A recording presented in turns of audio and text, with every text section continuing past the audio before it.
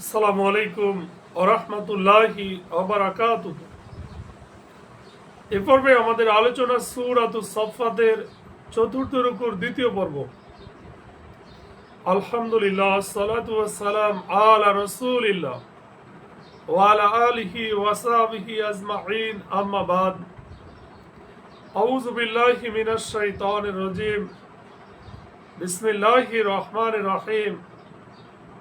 রব্বি ইশরাহ লি সাদরি ওয়া ইয়াসসির লি আমরি ওয়াহলুল উকদাতাম মিন লিসানি ইয়াফকাহু কাওলি। আয়াত 114 এরশাদ হচ্ছে, আল্লাহ বলেন, ওয়ালাকাদ মানান্না আলা মূসা ওয়া হারুন, আর আমি নিশ্চয়ই নবী হারুন ও মূসার প্রতি অনুগ্রহ করেছিলাম, অর্থাৎ তাদের উভয়কে নবুয়ত, রিসালাত এবং অন্যান্য নিয়ামতসমূহ দান করেছিলাম। ওয়ানাজ্জাইনাহুমা ওয়া কওমাহুমা, আর আমি তাদেরকে ও তাদের কওমকে মহা সংকট থেকে নাজাত দিয়েছিলাম। তার মানে এই সংকট বলতে ফেরাউনের দাসত্ব ও তার অত্যাচার থেকে। ওয়ানাসারনাহুম, আর আমি তাদেরকে সাহায্য করেছিলাম, ফলে তারাই ছিল বিজয়ী। ওয়াআতাইনাহুমাল কিতাবাল মুস্তাবিন, আল্লাহ বলেন, আর আমি উভয়কে সুস্পষ্ট কিতাব দান করেছিলাম, আর আমি দুজনকে সরল সঠিক পথে পরিচালিত করেছি, আর আমি তাদের জন্য পরবর্তীদের মধ্যে সুখ্যাতি রেখে দিয়েছি। আল্লাহ বলেন, সালামুন আলা মূসা ওয়া হারুন, আর মূসা ও হারুনের প্রতি শান্তি বর্ষিত হোক। অর্থাৎ আল্লাহ তাআলা নবী মূসা আলাইহিস সালাম ও হারুন আলাইহিস সালামের শানে এই আয়াত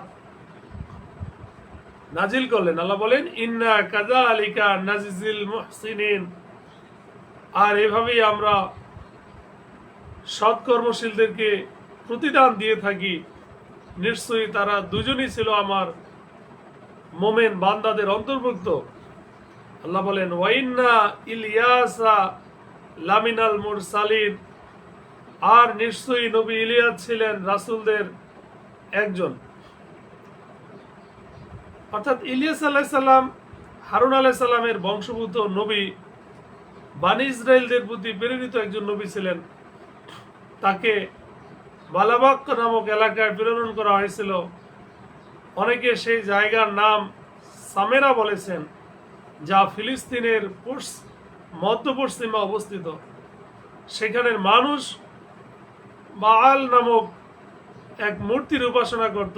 অনেকে বলেন এটা একটা দেবী ছিল।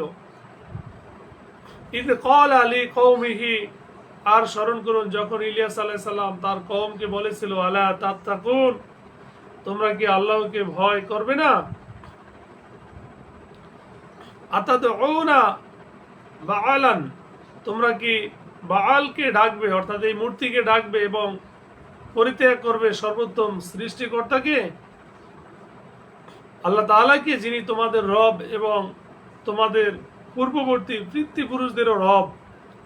অর্থাৎ বাআল দেবতার ইবাদত উপাসনা করবে, তার নামে নজর নিয়াজ পেশ করবে এবং তাকে প্রয়োজন পূরণকারী ভাববে, অথচ তা তো একটি পাথরের মূর্তি মাত্র। আর যিনি সকল বস্তুর স্রষ্টা ও অতীত ভবিষ্যতের সকল কিছুর প্রভু, তাকে তোমরা ভুলে বসবে? কিন্তু তারা তাকে মিথ্যাবাদী বলেছিল, কাজী ওদেরকে শাস্তির জন্য অবশ্যই উপস্থিত করা হবে। কারণ অর্থাৎ তাওহীদ ও ঈমানকে অস্বীকার করার জন্য জাহান্নামের শাস্তি তারা ভোগ করবে। তবে আল্লাহর বিশুদ্ধচিত্ত ঈমানদার বান্দাদের কথা স্বতন্ত্র। আল্লাহ বলেন, আর আমরা তার জন্য পরবর্তীদের জন্য স্মরণীয় করে রাখলাম, সালামুন আলা ইলিয়াসিন, আর শান্তি বর্ষিত নবী ইলিয়াসের উপর। এখানে ইলিয়াসিন মানে ইলিয়াস শব্দের রূপান্তর। যেমন রূপান্তরের তরে তুরে সাইনাকে তুরে সিনিনও বলা হয়। ইলিয়াস আলাইহিস সালামকে কোনো কোনো কিতাবে ইলিয়াও বলা হয়েছে। আয়াত 131। আল্লাহ বলেন, নিশ্চয়ই আমি এইভাবে সৎকর্মপরায়ণদের প্রতিদান দিয়ে থাকি। ইন্নাহু মিন ইবাদিনাল মুমিনিন, নিশ্চয়ই সে ছিল আমার মুমিন বান্দাদের অন্তর্ভুক্ত। তো কোরআনের অধিকাংশ জায়গায় নবী ও রাসূলদের বর্ণনা করার পর এই বাক্যটি ব্যবহার করা হয়েছে যে সে আমার মুমিন বিশ্বাসী বান্দাদের একজন ছিল। এর দুটি উদ্দেশ্য আছে। প্রথম উদ্দেশ্য তার মহান চরিত্রের বহিঃপ্রকাশ, যা ইমানের জরুরি অংশ, যাতে সেই সকল মানুষ যারা অনেক পয়গম্বরদের চারিত্রিক দুর্বলতার কথা বলে থাকে তাদের খণ্ডন করা হয়ে যায়। যেমন বর্তমান তাওরাত ও ইনজিল অনেক পয়গম্বরদের বিষয়ে এরূপ মন গড়া কেচ্ছা কাহিনী লিপিবদ্ধ আছে। আর দ্বিতীয় উদ্দেশ্য হচ্ছে ওই সকল মানুষদের ধারণা খণ্ডন যারা অনেক নবীদের গুণাবলীতে অতিরঞ্জন করে, তাদের মধ্যে আল্লাহর গুণ ও ক্ষমতা সাব্যস্ত করে। অর্থাৎ তারা অবশ্যই পয়গম্বর ছিলেন, আর ছিলেন আল্লাহর বান্দা ও তার দাস। তারা না ছিলেন ইলা বা তার অংশ, না ছিলেন তার অংশীদার। আল্লাহ বলেন, ওয়াইন্না লুতান লামিনাল মুরসালিন, আর নবী লূত ছিলেন রাসূলদের একজন। ইযিন আজ্জাইনাহু ওয়া আহলাহু আজমাইন, যখন আমি তাকে ও তার পরিবার পরিজন সকলকে নাজাত দিয়েছিলাম, কিন্তু তার স্ত্রী ব্যতীত এক বৃদ্ধা ছাড়া সে ছিল ধ্বংসপ্রাপ্তদের অন্তর্ভুক্ত। তার উদ্দেশ্য হলো, লূত আলাইহিস সালামের স্ত্রী সে কাফের ছিল, সে ইমানদারদের সাথে গ্রাম থেকে বাইরে যায়নি, কারণ নিজ কওমের সাথে ধ্বংস হওয়া তার ভাগ্যেও অবধারিত ছিল, সুতরাং তাকেও ধ্বংস করে দেওয়া হয়েছে।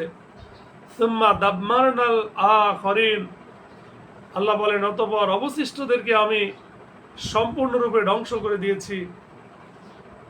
আর তোমরা নিশ্চয়ই তাদের ধ্বংসাবশেষের উপর দিয়ে অতিক্রম করো সকালে ও সন্ধ্যায়, তবুও কি তোমরা বোঝো না? এখানে সেই মক্কাবাসীদেরকে সম্বোধন করা হয়েছে যারা ব্যবসা বাণিজ্যের জন্য সফর করতে গিয়ে সেই বিধ্বস্ত এলাকার উপর দিয়ে যাতায়াত করত।